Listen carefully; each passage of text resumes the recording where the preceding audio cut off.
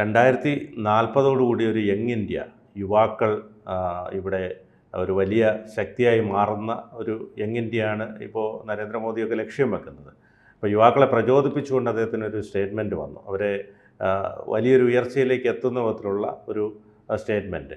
ദേശി social media എന്ന് പറഞ്ഞ ടെക്കികൾക്ക് വലിയ ഒരു ഉന്നമനത്തിന് വേണ്ടിയിട്ടുള്ള അദ്ദേഹത്തിൻ്റെ ഒരു പ്രവർത്തനങ്ങളുടെ ഭാഗമായിട്ട് അവരെ ഒരു പ്രോത്സാഹിപ്പിക്കുക എന്നതിൻ്റെ ഭാഗമായിട്ടാണ് അത് മുന്നോട്ട് വന്നത്. അതിനെങ്ങനെ കാണാം നമുക്ക്? അതെ, നരേന്ദ്രമോദിയുടെ ഈ കൊല്ലത്തെ സ്വാതന്ത്ര്യദിന പ്രഭാഷണത്തിൻ്റെ ഏറ്റവും ദേശാഭിമാന പ്രചോദിതമായ ഒരു ഭാഗം അതായിരുന്നു. പക്ഷേ നമ്മുടെ രാഷ്ട്രീയ സ്വഭാവം എന്താണെന്ന് വെച്ചാൽ, മോദിയുടെ പ്രസംഗത്തിൽ ഈ എന്തെങ്കിലും രാഷ്ട്രീയമായ വിവാദം ഉണ്ടാക്കാനും വിമർശിക്കാനും വിയോജിക്കാനും തീർച്ചയായിട്ടും ഉണ്ടാവുമല്ലോ. അദ്ദേഹം രാഷ്ട്രീയ നേതാവാണ്, ഇന്ത്യയുടെ പ്രധാനമന്ത്രിയാണ്. അദ്ദേഹം RSSനെ കുറിച്ച് പരാമർശിച്ചു.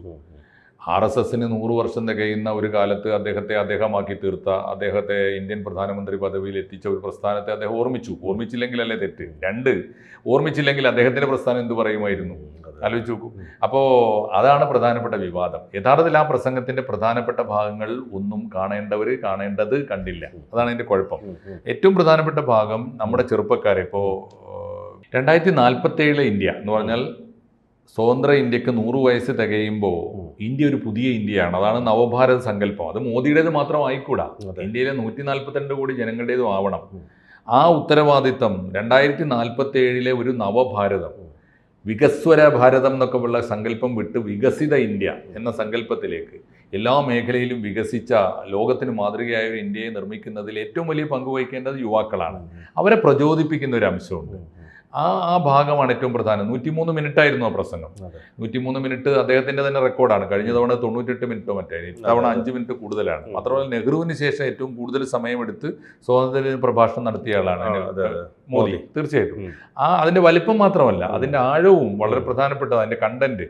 അതിലൊരു പ്രധാനപ്പെട്ട ഭാഗമാണ് ഈ ദേശീയ സോഷ്യൽ മീഡിയ. എനിക്ക് വലിയ കൗതുകം തോന്നി.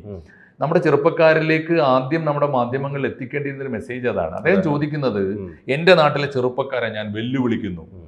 വെല്ലുവിളി ഉയർത്തുന്നത് അവരെ ആക്ഷേപിക്കാനും അപമാനിക്കാനും അല്ല, മറിച്ച് അവരെ പ്രചോദിപ്പിക്കാനാണ്. നിങ്ങളെ ഞാൻ വെല്ലുവിളിക്കുന്നു. നിങ്ങൾക്ക് എന്തിൻ്റെ കുറവാണുള്ളത്? നിങ്ങൾക്ക് കാലിബർ ഇല്ലേ? നിങ്ങൾക്ക് ബുദ്ധിയില്ലേ? നിങ്ങൾക്ക് വളരാനുള്ള സാഹചര്യം ഈ രാജ്യം ഒരുക്കി തരുന്നില്ലേ?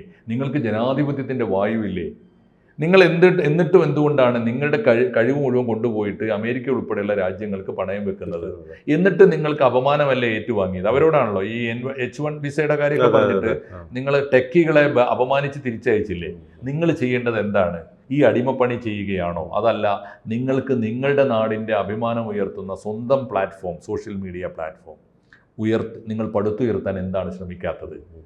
എന്തിനാണ് നമ്മുടെ വരുമാനം, നമ്മുടെ സമ്പത്ത് അന്യരാജ്യങ്ങളിലേക്ക് ഒഴുക്കിക്കൊണ്ടു പോകുന്നത്? ഗംഭീരമായ ചോദ്യമായിരുന്നു. ആ ചോദ്യത്തിന് ഒരു കാര്യമുണ്ട്. അദ്ദേഹം ഒരു വാക്ക് മനോഹരമായിട്ട് പ്രയോഗിച്ചു. ഞാൻ മറ്റൊരു ഇന്ത്യൻ പ്രധാനമന്ത്രിയും അങ്ങനെ ഒരു വാക്ക് പ്രയോഗിച്ചിട്ടില്ല. അത് ഈ കാലത്തിൻ്റെ പ്രത്യേകത കൂടിയാണ്. അതിന് അദ്ദേഹം പറഞ്ഞ ഡിജിറ്റൽ സോവറിനിറ്റി എന്നാണ്. എന്ന് വെച്ചാൽ ഡിജിറ്റൽ പരമാധികാരം. ഡിജിറ്റൽ എന്ന വാക്കിന് ഇപ്പോഴും നമുക്ക് തത്തുല്യമായ മലയാളം ഇല്ല. സോവറിനിറ്റിക്ക് വേണമെങ്കിൽ പരമാധികാരം എന്ന് പറയാം. ഡിജിറ്റൽ പരമാധികാരം എന്ന വാക്ക് അദ്ദേഹം പ്രയോഗിക്കുകയാണ്. ആ പ്രയോഗത്തിൻ്റെ അർത്ഥം ഒന്ന് ആലോചിച്ച് നോക്കൂ ബിനു. സ്വാതന്ത്ര്യ ദിനത്തിലാണ് ഈ പ്രഭാഷണം. 79ാമത്തെ സ്വാതന്ത്ര്യ ദിനത്തിലാണ്. ഈ ദിനത്തിൽ അദ്ദേഹം ഉയർത്തുന്ന ചോദ്യം നമുക്ക് പരമാധികാരം ഉണ്ടോ എന്ന ചോദ്യമാണ്. നമ്മുടെ സ്വാതന്ത്ര്യം സമ്പൂർണ്ണമാണോ? പുതിയ കാലത്തെ സ്വാതന്ത്ര്യം എന്ന് പറഞ്ഞാൽ എന്താണ് അർത്ഥം? അത് നമ്മുടെ ഒരു ധാരണ എന്താ വെച്ചാൽ, ഉദാരമായ ലോകത്ത് വന്ന് ചേർന്നിരിക്കുന്നു, മതിലുകളില്ലാത്തൊരു ലോകം വന്നിരിക്കുന്നു, അതുകൊണ്ട് ലോകം ഒരു ഗ്ലോബൽ മാർക്കറ്റായി മാറിയിരിക്കുന്നു എന്നൊക്കെയാണല്ലോ നമ്മുടെ ധാരണ. പക്ഷേ എവിടെ ഈ സ്വാതന്ത്ര്യത്തിന് എന്താണ് അർത്ഥമുള്ളത്? നമ്മൾ മനുഷ്യനോട് സംസാരിക്കാൻ ഉപയോഗിക്കുന്ന, എൻ്റെ ഹൃദയത്തിൻ്റെ വികാരങ്ങൾ ബിനുവിനെ അറിയിക്കാൻ ആഗ്രഹിക്കുന്ന, ലോകത്തിൻ്റെ ഏത് കോണിലും ഇരിക്കുന്ന മനുഷ്യന്മാരിലേക്ക് അത് എത്തിക്കാൻ നമുക്ക് സംവിധാനമുണ്ട് എന്നത് ശരിയാണ്. അത് ലോകത്തിൻ്റെ വളർച്ചയാണ്. പക്ഷേ ആ സംവിധാനം ആരാണ് നിയന്ത്രിക്കുന്നത്? ആലോചിച്ച് നോക്കൂ. ഒരു പ്ലാറ്റ്ഫോം കട്ട് ചെയ്താൽ തീർന്നില്ലേ നമ്മുടെ സ്വാതന്ത്ര്യം? പിന്നെ ആരോട് നമുക്ക് മിണ്ടാനാവും? അതാണല്ലോ പുതിയ കാലത്തെ കമ്മ്യൂണിക്കേഷൻ നമ്മുടെ അയൽക്കാരനോടല്ല, തീർച്ചയായിട്ടും ലോകത്തിലെ അന്റാർട്ടിക്കയോടും അമേരിക്കയോടും ഒക്കെയാണ്. അങ്ങനെ സംസാരിക്കാനുള്ള നമ്മുടെ മീഡിയം ആരുടെ കയ്യിലാണ്? ഒരു ആലോചിച്ച് നോക്കൂ. 2 പ്രധാനപ്പെട്ട മുതലാളിമാരുടെ കയ്യിലാണ്. 2 മുതലാളിമാരും അമേരിക്കക്കാരാണ്. വളരെ മനോഹരമായിട്ട് അദ്ദേഹം പറഞ്ഞത്. ഒന്ന് ആലോചിച്ച് നോക്കൂ.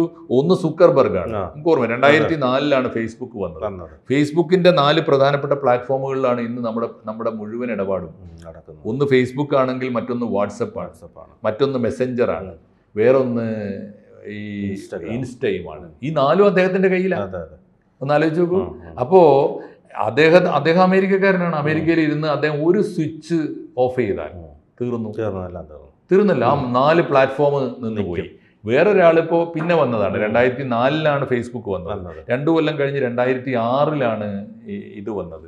ഏത്? യൂട്യൂബ് അല്ല, ട്വിറ്റർ വന്നത്. ട്വിറ്റർ ഇപ്പൊ അതിന് എക്സ് എന്നാണ് പേര്. 2023 അതിന്റെ പേര് ട്വിറ്റർ ആയത്. അത് അവരുടെ സാമ്പത്തിക ലാഭത്തിന് വേണ്ടി കമ്പനിയുടെ പേര് മാറ്റിയത്, വേറൊന്നുമില്ല. പഴയ ഓർക്കൂടായിരുന്നു. അത് ഞാൻ പറയാം. അപ്പോ ഈ 2004 വന്ന 2004 ഈ പറഞ്ഞ സുക്കർബർഗും 2006 2 കൊല്ലം കഴിഞ്ഞപ്പോൾ അദ്ദേഹത്തോട് മത്സരിച്ചുകൊണ്ട് ഓർക്കൂട്ടും പിന്നീട് ഈ ട്വിറ്ററും ഒക്കെ ആയി രംഗത്ത് വന്ന എലൻ മസ്കും ഈ 2 മുതലാളിമാരുടെ കയ്യിലാണ് നിങ്ങളുടെ സ്വാതന്ത്ര്യം. ആലോചിച്ച് നോക്കൂ. അതുകൊണ്ട് നിങ്ങൾ സ്വതന്ത്രരാണോ എന്ന ചോദ്യം ആ പ്രസംഗത്തിലുണ്ട്. പുതിയ ലോകത്തിന്റെ സ്വാതന്ത്ര്യ സങ്കല്പ പ്രകാരം നമ്മുടെ ഇന്ത്യ സ്വതന്ത്രമല്ല. നമുക്ക് മനുഷ്യനോട് സംസാരിക്കാനുള്ള ഏറ്റവും പ്രാഥമികമായ ആ ആയുധം മീഡിയമാണ്. ആ മീഡിയം നമ്മുടെ കയ്യിലല്ല. ഒന്ന്. രണ്ടാമത്തെ കാര്യം, നമ്മുടെ സ്വാതന്ത്ര്യത്തിൻ്റെ അടിസ്ഥാന സങ്കല്പം എന്താ? സ്വകാര്യതയാണ്. നമ്മുടെ ഒരു ധാരണ, നമ്മൾ വാതിലടച്ചിരുന്നിട്ട് ഒരു ലാപ്ടോപ്പ് തുറന്നു വെച്ചിട്ട് നമ്മൾ കാണിച്ചു കൂട്ടുന്നത് മുഴുവൻ സ്വകാര്യമാണെന്നാണ്. അല്ല, പരമ അബദ്ധമല്ലേ അത്? മുഴുവനും പരസ്യമാണ്. ലോകം മുഴുവൻ കാണുന്നതാണ് നമ്മുടെ എല്ലാ സ്വകാര്യങ്ങളും. അതുകൊണ്ട് നമുക്ക് സ്വകാര്യത എന്ന് പറയുന്ന ഒരു സ്വാതന്ത്ര്യ സങ്കല്പമുണ്ടോ? ഇല്ല. ഇനി മൂന്നാമത്തെ ഒരു കാര്യം കൂടി എടുത്തോളൂ. മൂന്നാമത്തെ കാര്യം എന്താ? നമ്മുടെ പുതിയ ലോകത്തെ ഏറ്റവും വലിയ അസറ്റ് എന്താണ്? സ്വത്ത് എന്താണ്? മുതലെന്താണ്? അത് നമ്മുടെ ധാരണ പഴയ കണക്കൊന്നുമല്ല. പഴയ നെൽപ്പാടങ്ങളും പിന്നെ പഴയ ചരക്കുകളും വ്യവസായ സ്ഥാപനങ്ങളും അല്ല. പുതിയ ലോകത്തെ ഏറ്റവും പ്രധാനപ്പെട്ട കൊമോഡിറ്റി, ചരക്ക്, ഡാറ്റയാണ്. ഡാറ്റ ആരുടെ കയ്യിലാണ്? ഇപ്പം ഞാനോ ബിനുവോ ഒരു യൂട്യൂബ് ചാനൽ തുടങ്ങിയാൽ 10,000-20,000 പേര് നമ്മളെ കാണാൻ തുടങ്ങുമ്പോൾ നമുക്ക് കാശ് തരുന്നു. എന്തിനാ ഈ കാശ് തരുന്നത്? നമ്മളെ കലാപരിപാടി നന്നായിട്ടല്ല, മറിച്ച് 20,000 പേരുടെ ഡാറ്റ ഇവന് കിട്ടി. അതാണ്. ഇപ്പോൾ ബിനുവിൻ്റെ ഒരു ടോക്ക് കാണാൻ വേണ്ടി ഞാൻ കയറുമ്പോൾ എൻ്റെ ഡാറ്റ ഫീഡ് ചെയ്യാണ്.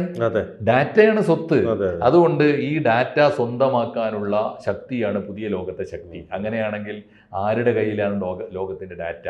അമേരിക്കയുടെ കയ്യിലാണെന്ന് മാത്രമല്ല, അമേരിക്കയിൽ 2 മുതലാളിമാരുടെ കയ്യിലാണ്. നിങ്ങളുടെ സ്വത്തിൻ്റെ ഉടമസ്ഥൻ ആരാണ്? സ്വാതന്ത്ര്യവുമായി ബന്ധപ്പെട്ട അടിസ്ഥാന ചോദ്യമാണത്, ചെറിയ ചോദ്യമല്ല. 3, നിങ്ങൾക്കൊരു പ്രതിസന്ധി വന്നാൽ നിങ്ങൾക്കൊന്ന് ആർത്ത് നിലവിളിക്കണമെങ്കിൽ അത് പുറം ലോകം അറിയണമോ വേണ്ടയോ എന്ന് തീരുമാനിക്കുന്ന ആരാണ്? ഒരു ഡിജിറ്റൽ പ്ലാറ്റ്ഫോം ഓഫ് ചെയ്താൽ മതി. കണ്ടില്ലേ, കലാപം ഉണ്ടാകുമ്പോൾ നമ്മുടെ പല പ്രദേശങ്ങളിലും ചെയ്യുന്ന നെറ്റ് കട്ട് ചെയ്യും.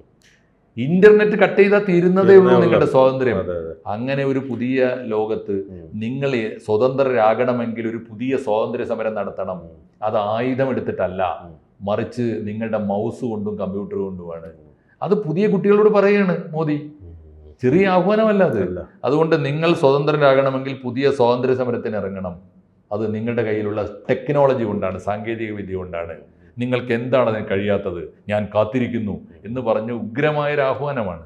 ആ ആഹ്വാനത്തിൻ്റെ സന്ദേശം, അതിൻ്റെ ശക്തി ഇന്ത്യയിലെ ചെറുപ്പക്കാർ വേണ്ട വിധം ഉൾക്കൊള്ളുന്നുണ്ടോ? അവരിലേക്ക് ആ സന്ദേശം ചോരാതെ എത്തിക്കാൻ നമ്മളെ മാധ്യമങ്ങൾക്ക് കഴിയുന്നുണ്ടോ?